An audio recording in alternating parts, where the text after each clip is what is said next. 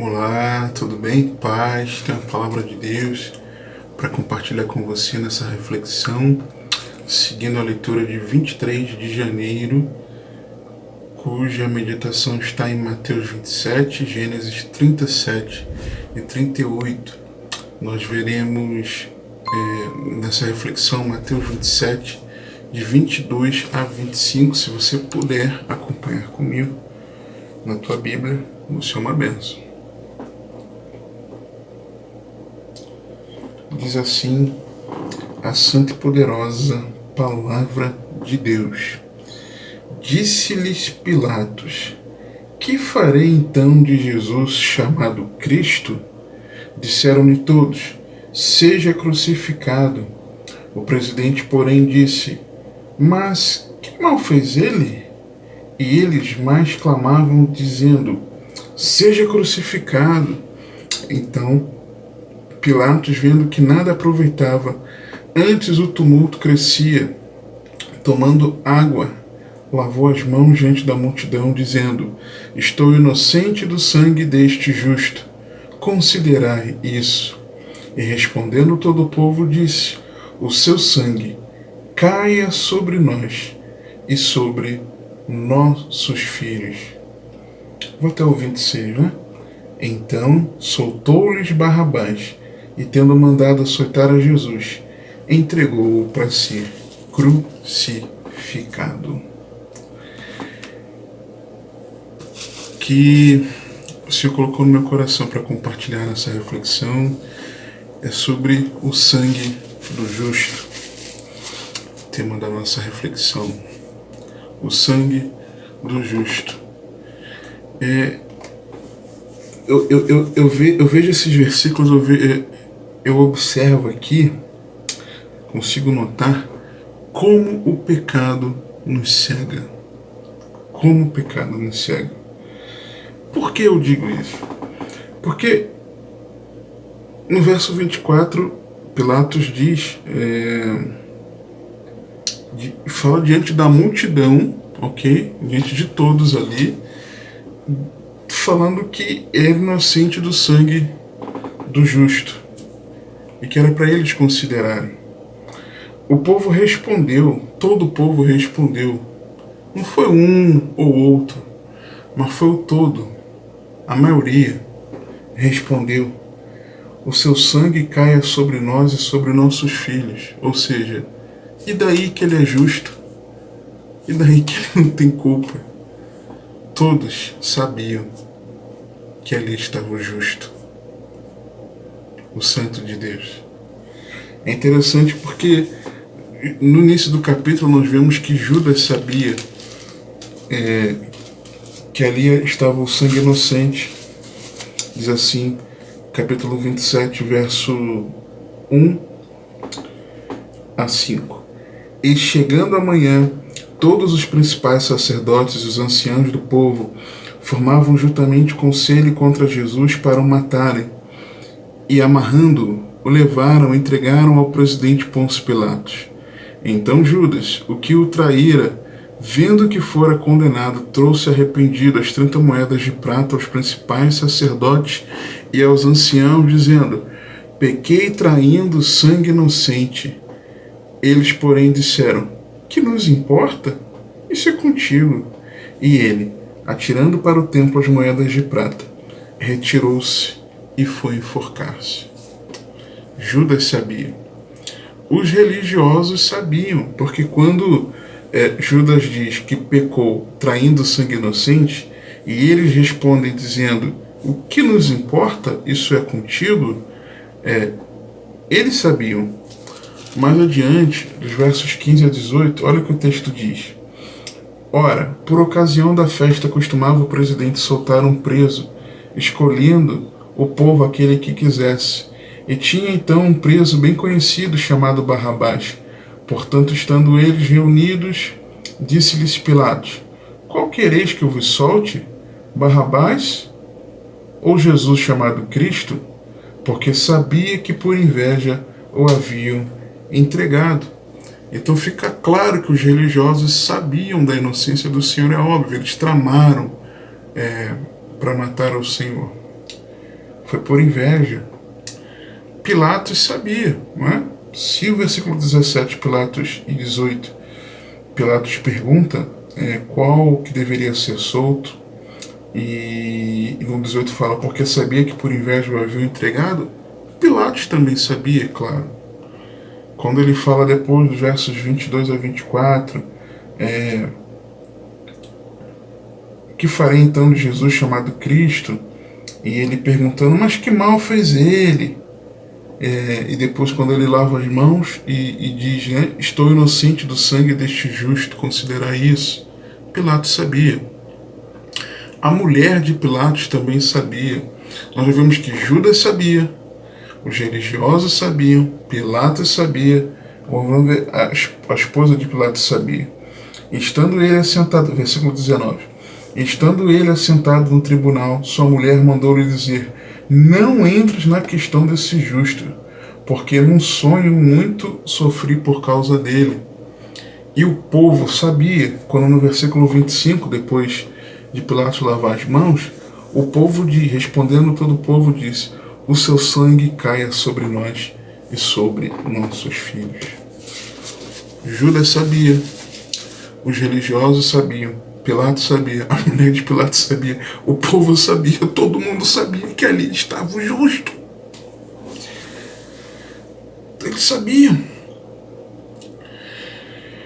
O fato é que o justo estava ali pelos injustos. 1 Pedro 3,18.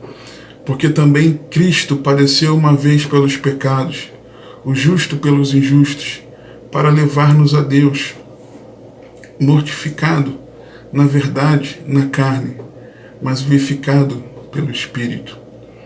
O sangue do justo vertido pelos injustos. Ele verteu seu precioso sangue por causa dos seus pecados e dos meus pecados. A morte do santo pelos pecadores. Ele morreu a sua morte no seu lugar, a minha morte no meu lugar.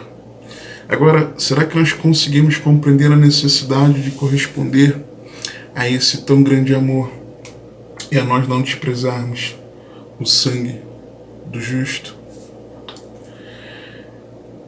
Não há pecado nele. 1 João 3, 5 a 7.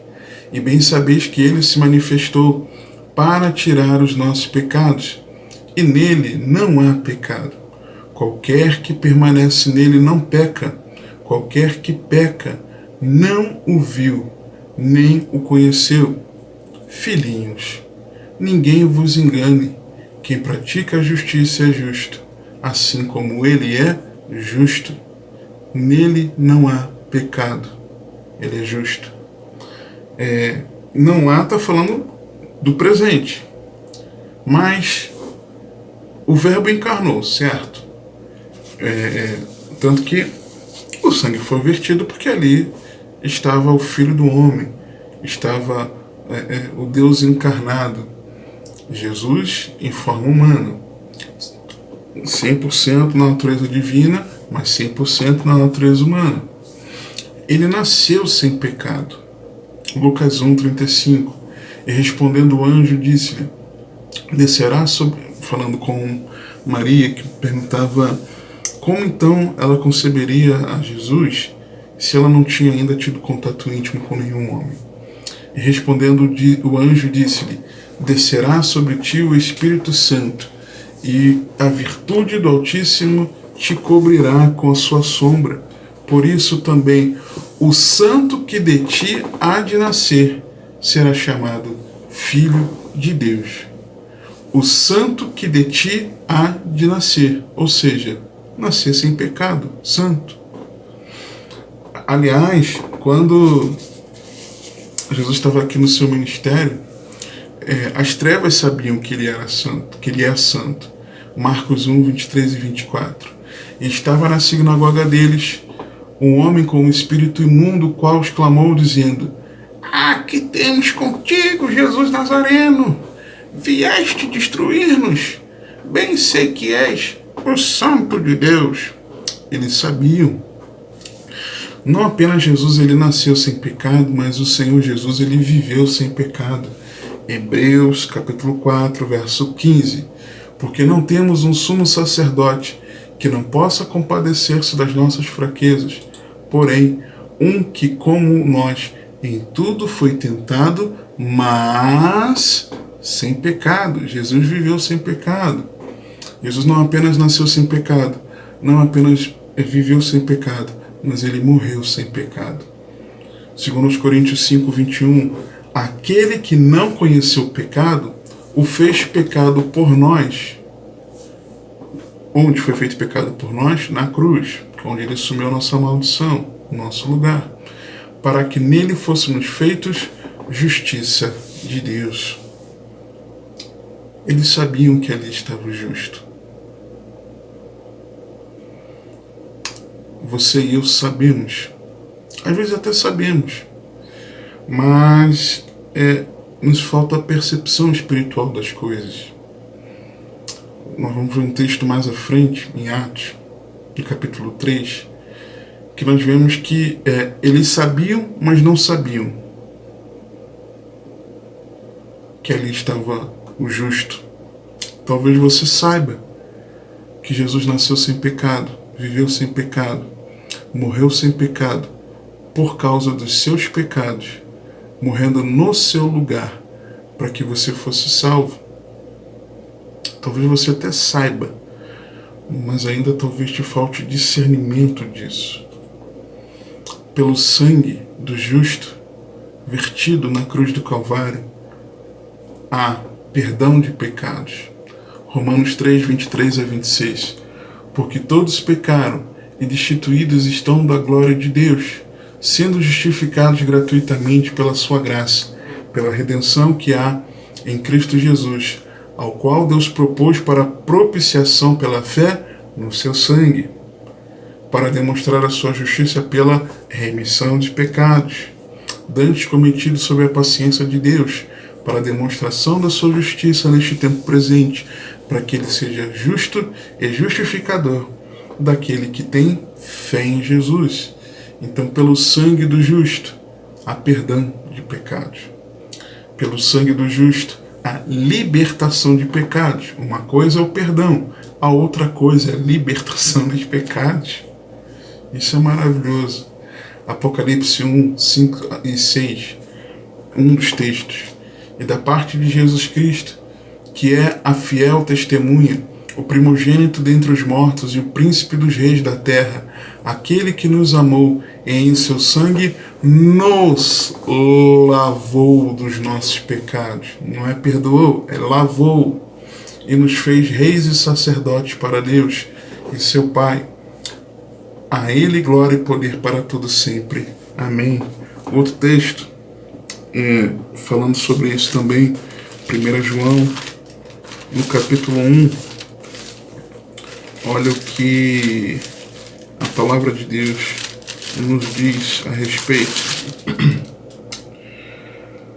1 João 1,7. Mas, se andarmos na luz, como Ele na luz está, temos comunhão uns com os outros, e o sangue de Jesus, seu Filho, nos purifica de todo o pecado. Nós temos libertação do pecado pelo sangue do justo.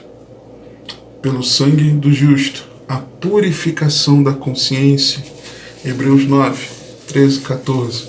Porque se o sangue dos touros e bodes e a cinza de uma novilha esparzida sobre os imundos os santifica, quanto à purificação da carne, quanto mais o sangue de Cristo, que pelo Espírito Eterno se ofereceu a si mesmo, imaculado a Deus, purificará as vossas consciências das obras mortas, para servirdes ao Deus vivo.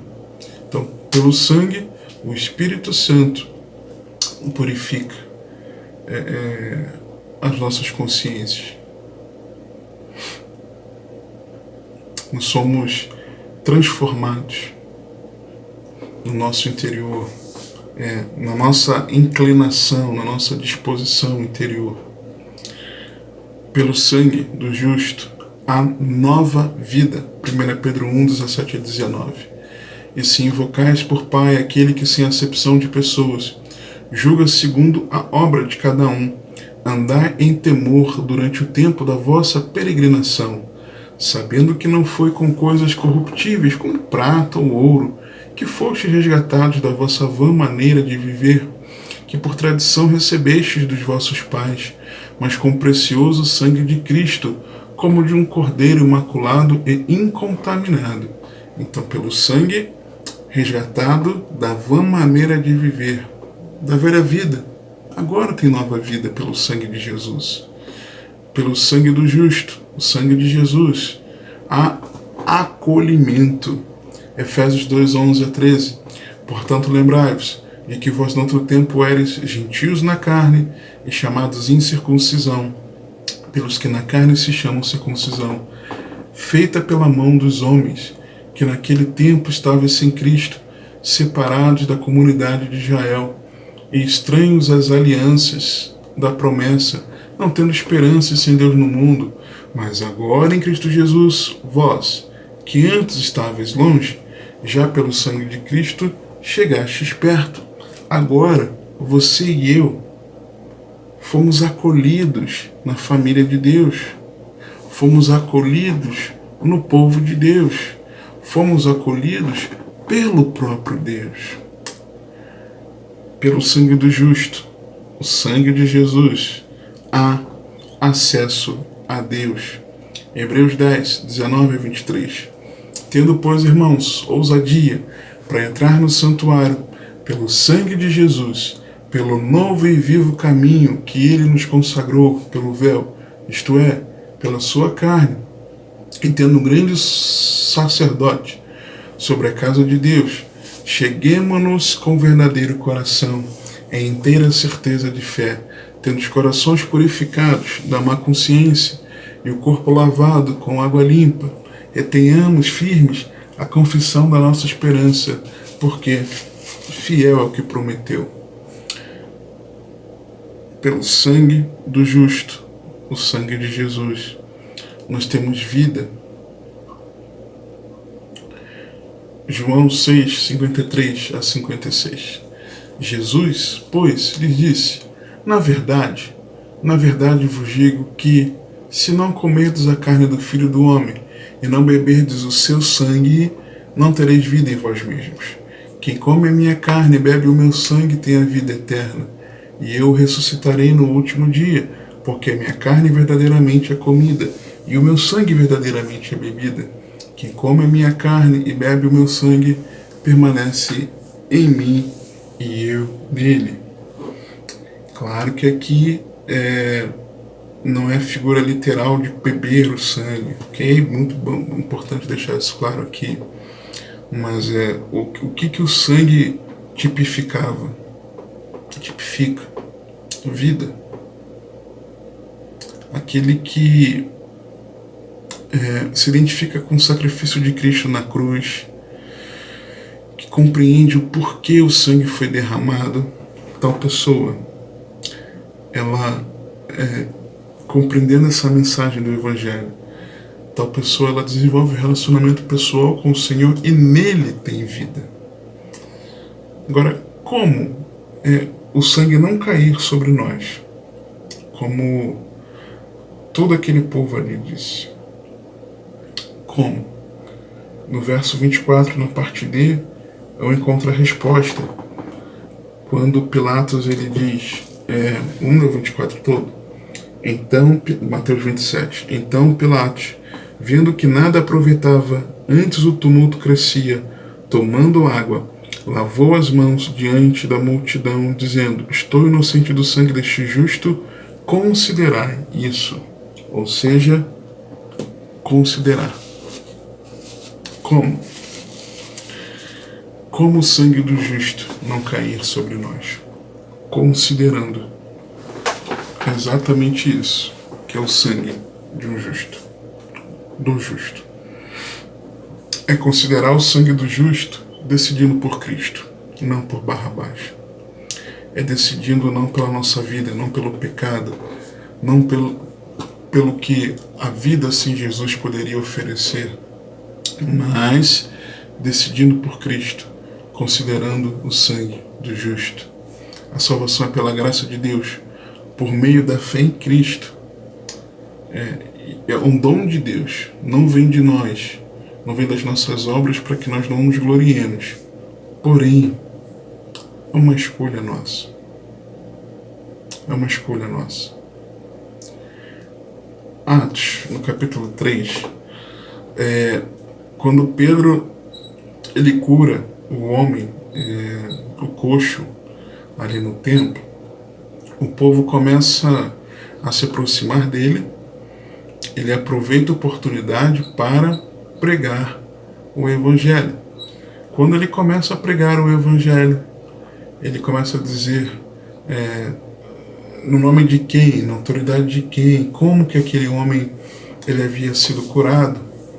E aí, a partir do verso 13, o texto nos diz, Atos 3, 13, a partir do 13.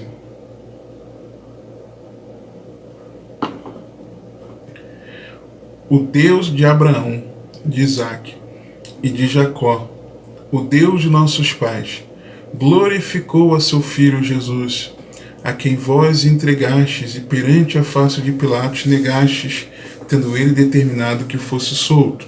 Aquilo que nós lemos em Mateus 27, ok?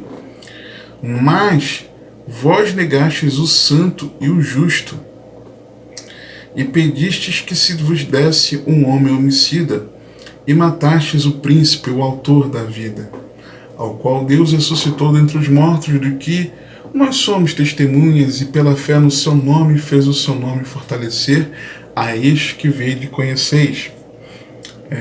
Sim, a fé que vem por ele deu a este, na presença de todos vós, esta perfeita saúde. Estou falando do coxo curado. E agora, irmãos, eu sei que o fizestes por ignorância, como também os vossos príncipes. Espera aí. Nós não vimos no início que Judas sabia, os religiosos sabiam que Jesus era justo, Pilatos sabia, a mulher de Pilatos sabia e o povo sabia? Cinco sabiam. Não cinco pessoas, né? Mas vamos dizer assim, 5 grupos ou indivíduos sabiam. 5. Judas, religiosos, Pilatos, mulher de Pilatos e todo o povo. Eles sabiam que Jesus era justo. Como Pedro diz aqui, e agora, irmãos, eu sei que o fizestes por ignorância. Como se eles sabiam que ele era justo?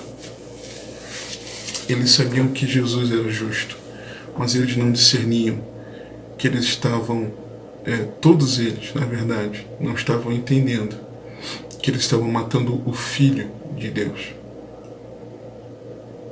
que era o sangue que traria sobre eles a remissão dos pecados.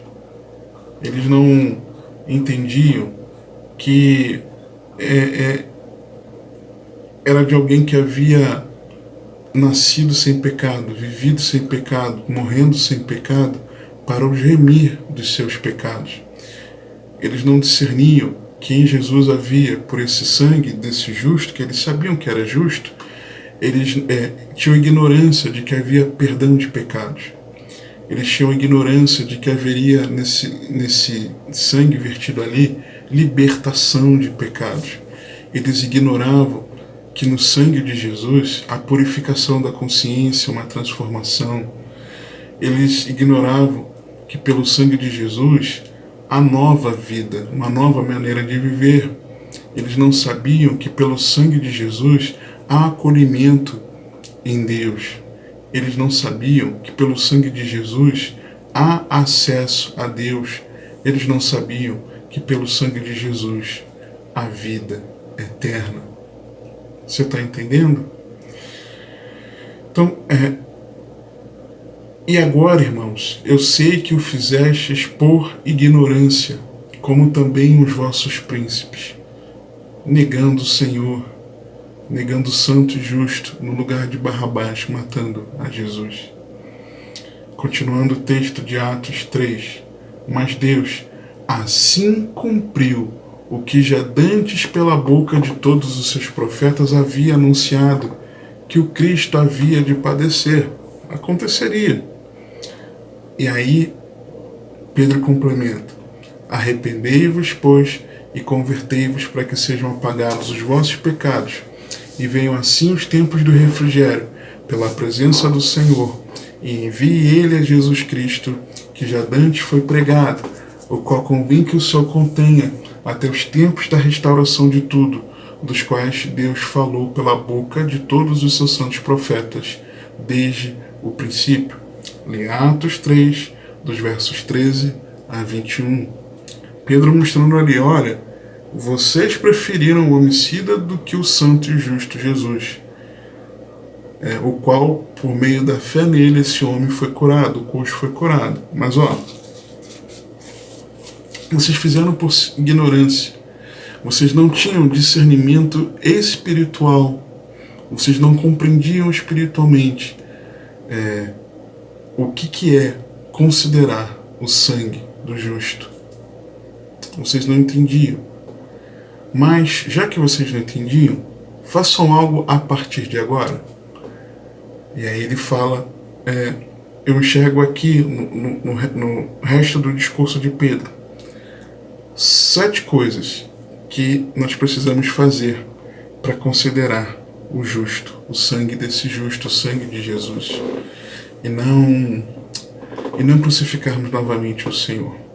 Primeiro, quando o texto diz assim, Jesus Cristo, que já dantes vos foi pregado, ou seja, houve a pregação de uma mensagem. Qual mensagem?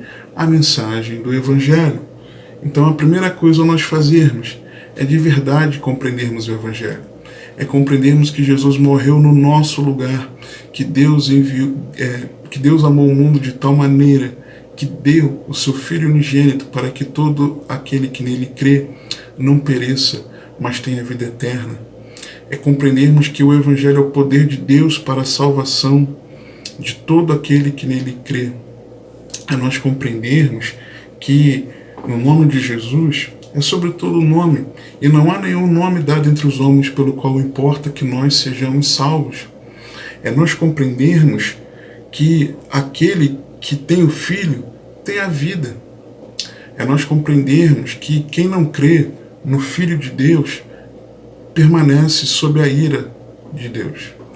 É nós compreendermos que Jesus morreu não apenas para o perdão dos nossos pecados, mas para nos reconciliar com Deus, nos possibilitar de volta um relacionamento com Ele, transformar o nosso viver, nos dar do Espírito Santo e nos dar essa esperança da vida eterna. Precisamos compreender o Evangelho, que nessa vida em Cristo nós temos um relacionamento com o Pai, porque amamos ao Pai, amamos a Cristo, nos relacionamos com o Senhor. Nós então, amando a Deus de todo o coração, alma, entendimento, força, semelhantemente, nós amamos o próximo como a nós mesmos. Nós amamos uns aos outros como Cristo nos amou. Primeiro, compreender o Evangelho. Segundo, arrepender-se. Quando ele fala arrependei-vos, arrepender-se é mudar a mente, mudar o pensamento. É de verdade compreendendo o Evangelho, como posso continuar na prática do pecado pelo qual Jesus morreu e derramou seu precioso sangue. Então é necessário um arrependimento sincero. Terceiro, quando o texto fala, pois e convertei-vos, eu vejo que é necessário uma conversão genuína a Deus. Tem gente que até diz que se arrepende, mas ela não demonstra frutos dignos de arrependimento, ela não tem uma conversão, não é alguém que está seguindo por uma trajetória e aí de repente, opa, não é para aqui que eu quero ir, eu quero me converter, estou fazendo uma conversão e seguindo para outro caminho, na direção oposta. É preciso nos convertermos completamente a Deus. Quarto, eu vejo que é importante nós descansarmos na presença do Senhor, no relacionamento com Deus. Quando o texto fala assim, para que sejam apagados os vossos pecados e venham assim os tempos do refrigério pela presença do Senhor, o descanso na presença do Senhor, no relacionamento com Ele. Quinto lugar, eu vejo que é necessário nós sabermos que Deus está no controle. Por quê? Porque o texto diz assim: e envie Ele a Jesus Cristo. Deus tem o controle de todas as coisas. Deus, Ele governa soberanamente. No momento certo Jesus virá. É nós sabermos que o nosso Deus, Ele governa o universo. Está tudo debaixo do plano dEle, tudo debaixo do que Ele propôs para mim, para você, para a nossa salvação, para a humanidade. Sexto lugar, é nós vermos que é importante ter a expectativa correta da vinda de Cristo. Por quê? Quando o texto diz assim: o qual convém, Jesus, que o céu contenha até os tempos da restauração de tudo. Ou seja, sabendo que Jesus está no céu e Ele lá estará até o tempo da restauração de tudo, o tempo que tudo será restaurado. Então nós temos uma visão correta do futuro, para que tenhamos a expectativa correta na vinda do noivo, para nós moldarmos o nosso presente. Mas também é nós confiarmos na palavra de Deus, em sétimo, dos quais Deus falou pela boca de todos os seus santos profetas, desde o princípio.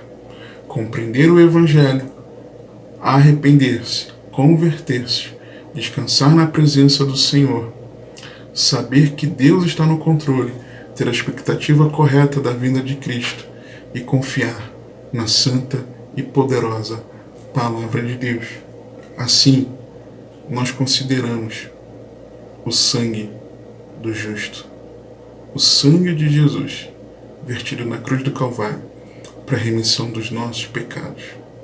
Amém? Se essa reflexão ela fez sentido para você, compartilhe, não deixe de interagir com o vídeo, de deixar o seu like se ela fez sentido, e também de comentar a respeito aí nos comentários, certo?